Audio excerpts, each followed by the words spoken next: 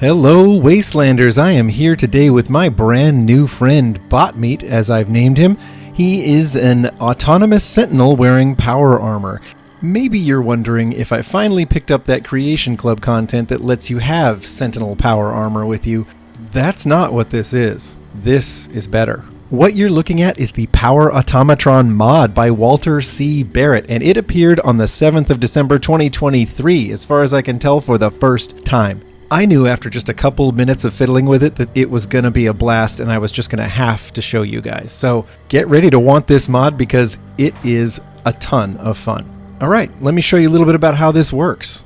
Now, you don't get this automatron by doing a quest the same way you do in the Creation Club version. Instead, you simply build him in the turret menu of the workshop mode, and then he is available to be your companion. So I guess I have to dismiss Captain Peterson. We'll send him off somewhere so we can have fun with our new friend. See you later, Captain Peterson. It's been fun. It's been real. Now, maybe you're like me and you have a lot of power armor pieces stored up and sitting around, and you're thinking to yourself, well, I built the automatron, the next thing I do is put power armor pieces on it. I mean, maybe you got some real good stuff. I know I do. But it's not like the Creation Club content in that way either. When I tried to put power armor on this guy by just putting it in his inventory, it didn't work. So I'm going to save you the trouble. You don't need to go and store up some good power armor here. Instead, you take him over to a robot workbench. You put him on the workbench as though he was a robot companion, and then you can add the different things from there. So let's take a look at our options here. You'll see special mods like you would for a robot companion like Ada. And all the personalities and voices are taken from the robot companion like Ada, and you can program those on this chassis part of the menu. Other than that, it's pieces like you would find on power armor. Helms, torsos, arms, legs. And what do we have for selection there? Now let's take a first look at the helms, because this is where things are pretty interesting. The helms for power armor run from Raider up to XO1 in the vanilla varieties. There aren't any of the mod power armors on my loadout that show up here. So just the vanilla stuff, but including Tesla versions for the T60. So that's pretty awesome. And then we have a bunch of robot head options, and you can see that they do things like adding extra long engagement distance, accuracy, things like that. So Sentry head, RoboBrain head, Assaultron head, and all kinds of variations of those. We can put, for example, iBots on there as heads. We can put the various Rust Devil armor types on the heads we choose for the robots, so that's great. Now, I decided, since this is a companion and I want it to look a little special, be a little different than just a suit of power armor following me around, I picked RoboBrain. And I'm seeing that we have our choice of different head armors. Factory armor, Goblin helms, Turtle helms, Spartan helms. That's a fun one with the Mohawk. The Cyclops helm is really interesting to me as well, because the Cyclops helm actually looks a little more like a face than the other helm choices we have here, and it adds engagement distance and some other cool perks. So on round one, I actually went with the Cyclops helm, but you can see we have lots of other options. Actuated frames, Berserker helms, Impaler helms. Fun stuff, in other words. Okay, now on to the next item type, right? Once I equipped the Cyclops helm, it was time to go pick a torso. Now, this is where the flavor of this build for me really started to emerge, because I picked this Cyclops helm. It's really great, but it's also pretty big. Now, our options run from Raider all the way to XO1 as before, including the Tesla T60, but as you can see, this big head kind of clips through a lot of the T45 all the way up through the XO1 power armor. You can see the head kind of sticks through the chest of the armor. I didn't like the clipping, and that actually led me to the theme that I ended up liking the best, which was that the Raider power armor chest piece actually clears this big RoboBrain head just fine. So that's when I knew it's going to be a junk bot. This is the fun of this thing for me. So I picked the Raider power armor chest piece, and the rest of the build just kind of fell into place from there for me. Obviously, you'll make your own choices, and you have so many. Let me show you some more. This should prove interesting. I wonder what you'll build next. Okay, we're going to re-adjourn at Egret Tours Marina because my workbench lag time is much better here. Now, our new Sentinel has a helm, he has a torso piece, so let's take a look at the arms. I'm just going to stick with Raider power armor stuff for now. Because it's the overboss variety, it's really not too bad. We also have cool options though, like the Tesla T60 arms. Now, once we have chosen the arms, we can put a miscellaneous mod on there. The only option is overdrive servos, but they're 15% faster reload because that's right, you get to equip your companion with whatever weapon you want, just like he was one of the other followers, unlike a robot that had such limited options. So that's half the fun here. When we get to the legs, really same thing. I'm just going to pick the Raider Power Armor legs, pick any variety you want to. There are two options for augmenting those. One of them is calibrated shocks for carrying more weight, and one is overdrive servos that makes them move a little faster. You know how you use a companion. I'm going to pick a little more speed. Okay, now that's a good start, but there are still a few more things to show you. For example, you have special mod options just like a robot companion. You have chassis options, which includes the personality, but also the paint. The thing is, this is Raider Power Armor, where none of these paint jobs are going to be showcased very well, so don't worry. I'm going to switch up to T60 and X01, let you take a look at how the paint colors look on those. I'm also going to show you what happens when we equip an actual Power Armor helmet. You'll see what our options are. So here's T60. We have hacking, lockpicking, sensor array, and recon sensors. So we have all the same options as we would for a robot head in the Power Armor helm. That's how that works. Same with the torso piece, which I haven't shown you yet. We have robot type options: radiation coils, stealth fields, resistance fields, regeneration fields.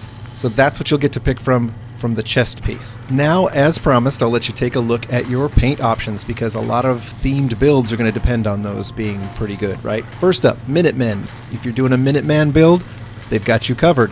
Nice, distressed, muted colors. I think they look great on this T60. Next up is going to be the Railroad paint. This is nice, dark, distressed. It looks so good, actually, I think. And then WalterC paint, iconic blue and yellow. I haven't never done a WalterC build, you know, not as a role play. Hot Rod Shark paint. We'll jump back to that one. Military paint, nice and subtle, looks great. Hot Rod Shark paint, I mean, undeniably cool looking on pretty much all the Power Armor you can put it on. Hot Rod Flames, awesome. Okay, Gunner paint. I like this. I mean, I don't know how to do a Gunner theme build exactly, but Brotherhood of Steel is easy, and they've got you covered for Brotherhood of Steel. Atom Cat paint, because of course. And Anchorage paint for anybody doing something kind of Institute-based, right? I think that's what that paint's really there for. Alright, time to take a look at X01, which is a little quirkier. X01 gives us that Anchorage paint, good stuff. Atom Cat paint, I can't really see it. Brotherhood of Steel paint, it does work. They have a Brotherhood of Steel like decal on it, so you can see that even though it's subtle, it's there. Gunner paint, yep, looks good, just like what the Gunners wear. Hot Rod Flames, looking real good on the X01. Hot Rod Shark, yep. Wow, I'm a fan. I didn't even know how much of a fan of that I was. Looks awesome. Military paint, cool, nice and subtle. I like this kind of pre-war look. Minuteman paint, of course. And then the Railroad paint for anybody trying to get an Enclave type look. It's nice and dark and menacing. That's probably as close as you're going to get right now with the options that are currently here, because the only one left is WalterC, and that's, you know, blue and yellow, obviously. All right, so now that you've seen the paints, let me talk about a couple of things I've noticed. One of them is that on the Railroad paint, up under the cowling, there's a lot of pink. It's pink up there, so which kind of throws off that whole menacing vibe. Another thing I noticed was that when you try to customize the Century head option, it doesn't actually show the difference. I couldn't get it to appear differently. Maybe that was just me. It should look like these Assaultron heads where we're putting on all these different looks, just like we did with the RoboBrain. And there are some very cool looks I think you can see. But all told, this works great. My, final piece looked like this. I called him Botmeat, and I kind of made him this Junkbot type theme build, and I'm super, super happy with him. But it's time for us to go test him in the field. So I got to pick a weapon for the guy. I ended up putting a Wasteland Chaingun on him just to kind of fit the junk theme. If you don't know that, it's a mod by the CSEP team. So you'll see him using a Wasteland Chaingun in some of these sequences where we check out his AI, we check out his combat performance. The Wasteland Chaingun, by the way, is basically like a weed whacker chain gun. It's great.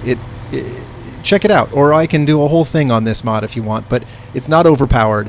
It fits in with the lore of the game great. I really do like it. All right, first things first, I'm going to take this guy to the intersection between Wilson Automatoys and Quincy, where we can get some serious brawls going with gunners, super mutants. There are even some raiders over in a quarry over there if you want to like pull a lot of different enemies into a firefight. And that's exactly what we're here to do. So let's mess around and find out.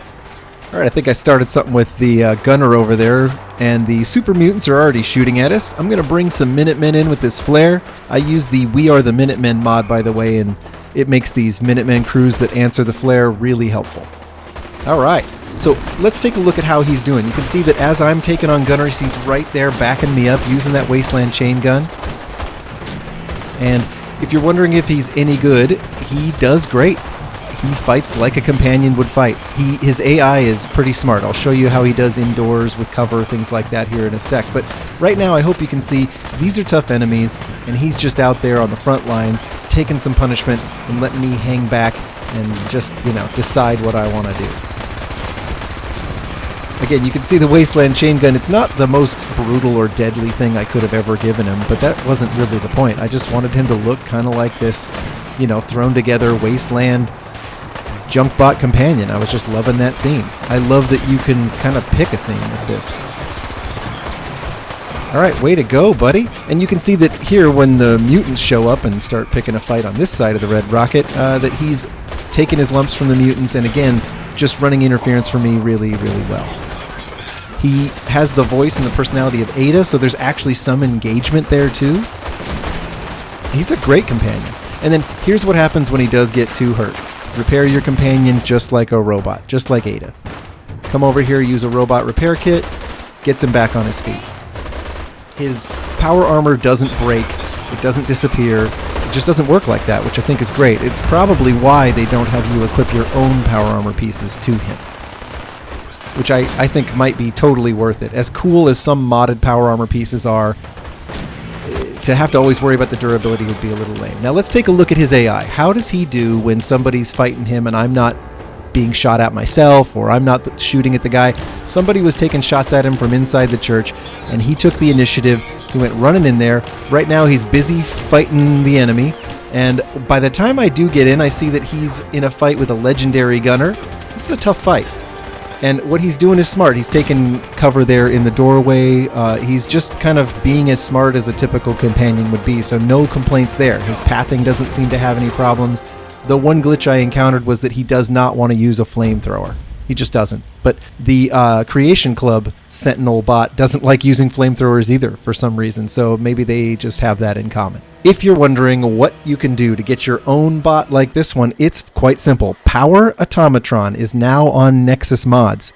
Console users, you're probably out of luck, at least for a little while. This might get ported over to a console, I don't know. But if you're playing on PC, you can have this right now, and you don't have to pay for the Creation Club content. Shout out to WalterC.Barrett for this really high quality mod, Power Automatron.